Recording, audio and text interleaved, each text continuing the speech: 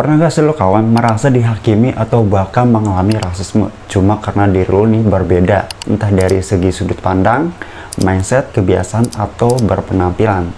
Padahal itu tidak mengganggu orang lain ya kan, dan itu hak lo.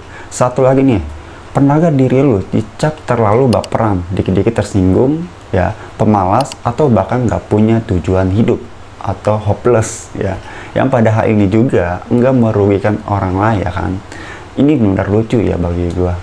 Dan hanya karena lo mencoba menjalani dan menikmati hidup lo dengan cara lo sendiri, dengan versi lo sendiri ya. Teruntuk kawan gua ya, bukan sekedar tentang gadget nih ya teman-teman. Ini tentang semua generasi, untuk semua orang ya. Tentang kita semua, tentang bagaimana kita melihat, memahami, dan mendukung satu sama lain, terutama di generasi Zoom atau generasi Z. Tapi apakah benar dari semua stigma itu yang menggambarkan siapa diri kita yang sebenarnya ini? Atau jangan-jangan ada sebuah konspirasi ya? Tapi tenang, gua nggak bahas itu. Gua akan bahas habis-habisan di video ini tentang generasi Z, kenapa bisa ada stigma ya. Video ini gua akan mengupas kulit hingga ke tulangnya dari semua stigma, menganalisis tekanan, dan menemukan kesimpulannya ya. Jadi simaklah sampai selesai dengan santai.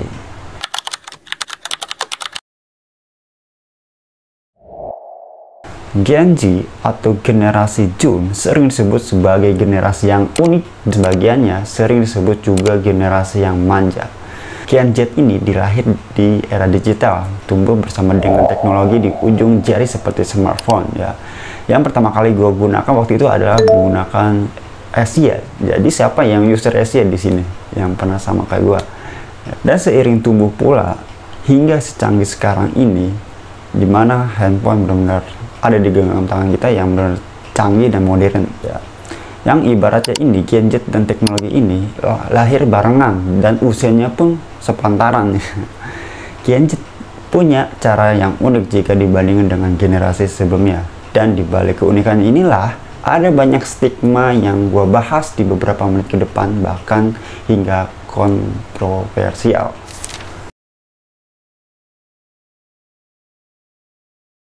Siapa yang di sini baperan? Tulis di kolom komentar.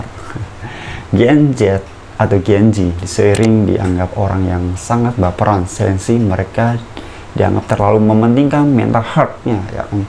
Tapi coba kita lihat teman-teman, lebih dalam lagi kawan. Gue juga sama dengan kalian hidupnya ya kan, dengan di era dimana tekanan sosial dan tambah lagi ekspektasi yang tinggi juga. Sama gue juga Gen Z ya. Media sosial misalnya sering merasa kurang cukup karena membanding-bandingkan dengan yang lain.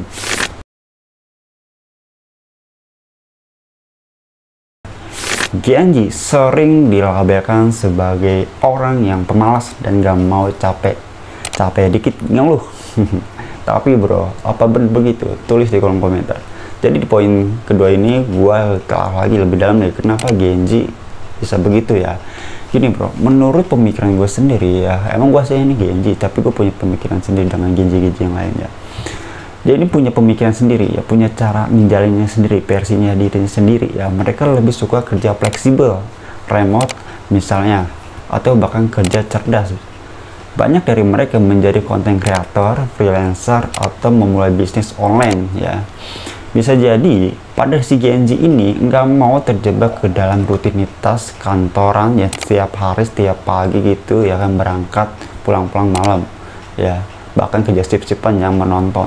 Dia nggak kayak gitu, dia punya sisi lain dalam hal kerja keras. Dengan begitu dia justru mengejar kebebasan dan kreativitas dalam bekerja. Bukankah itu adalah bentuk kerja keras yang berbeda dengan versi Gen Z? Tulis di kolom komentar.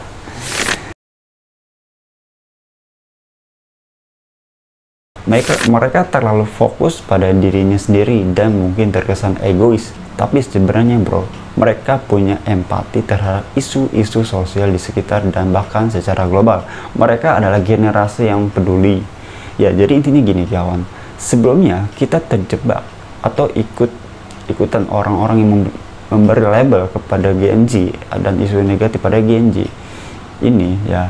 Jadi mereka ini punya visi yang beragam dan perspektif yang beragam dengan cara menjalani hidup versinya diri sendiri.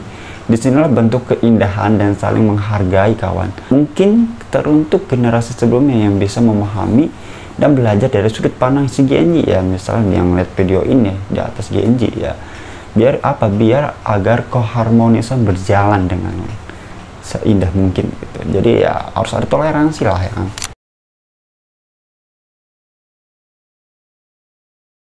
Genji adalah generasi yang tumbuh di awal terciptanya teknologi seperti handphone, komputer, dan perubahan sosial yang begitu sangat cepat. Mereka sering dihadapkan tekanan, stigma, ekspektasi yang datang yang bertubi-tubi. Ya. Kok bisa begitu bro? Bisa bro. Ya ini makanya gue sini gue akan telah ya. Dan emang ada apanya sih si Genji ini bisa kayak gini? Gue kesian gitu sebagai Genji sendiri ya. Nah, tujuan video ini gue buat biar kita sama-sama melek penyebabnya apa. Jadi yang pertama nih, akar masalahnya yang menyebabkan Genji ini dicap sebagai Gen yang sangat baperan ya, mental menyek lah, dan terlalu fokus sama mentalnya sendiri. Nah, ini akar masalahnya adalah jadi si Genji ini tumbuh di era mudah mendapatkan informasi, yang mana informasi ini mengalir begitu deras, termasuk berita buruk ya, tekanan sosial, dan bahkan ekspektasi yang tidak realistis yang biasa diberikan oleh generasi sebelumnya, karena kan orang tuanya generasi sebelumnya ya kan. Nah, media sosial misalnya menjadi panggung untuk membanding-bandingkan hidup mereka ya. Jadi kesian lah bagi gua. Tekanan untuk sukses di usia muda seringkali membuat Genji ini merasa sangat tertekan dan tidak cukup baik bagi kesehatan mentalnya. Tapi di balik tekanan itu ada potensi besar yang siap dilahirkan. Genji adalah generasi yang adaptif, melek teknologi, dan punya kemampuan belajar yang sangat cepat jika dibandingkan dengan generasi sebelumnya ya. Mereka ini mungkin menghadapi tantangan, tapi mereka juga punya kekuatan untuk mengubah tantangan itu menjadi sebuah peluang ya. Misalnya sekarang gua nih, gua bikin video ini sebuah peluang bagi gua ya kan. Yang mereka butuhkan bukanlah kritik, tapi juga dukungan lah, dan ruang untuk berekspresi. Dengan hal itu, mereka bisa mencapai hal-hal yang sebelumnya dianggap mustahil hingga menjadi sebuah realita. Pada poin ketiga ini, kita bahas dilema antara mengejar passion atau memilih jalan yang lebih stabil, kayak kerja lah yang pasti-pasti aja. Apa lu sama kayak gue juga pernah ngalamin kayak gitu, gue bingung. Jadi gue harus gabungin dua hal ini. Tantangan nyata yang dihadapi Genji adalah seperti itu. Tapi justru di situlah letak harapan. Genji adalah generasi yang tidak takut untuk mencoba hal baru, mengambil resiko, dan menciptakan jalan mereka sendiri.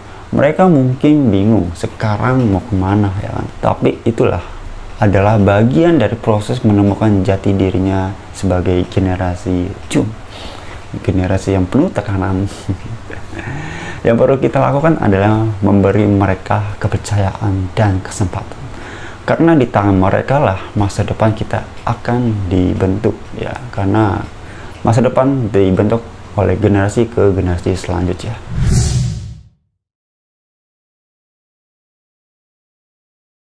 Genji bukanlah generasi yang bermasalah atau bahkan bermental menyek.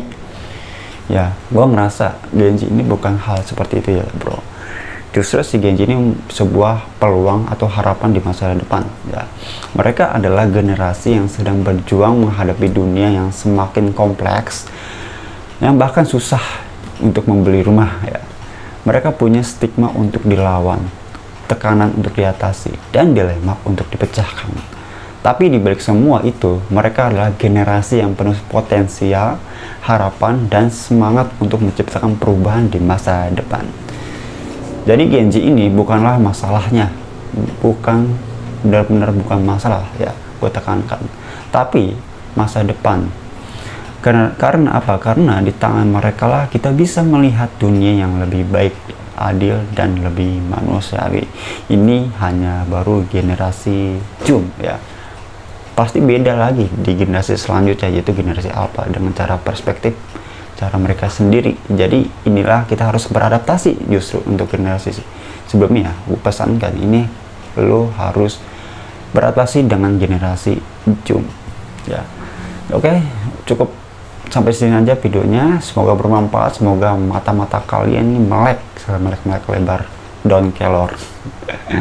Sampai ketemu di video selanjutnya.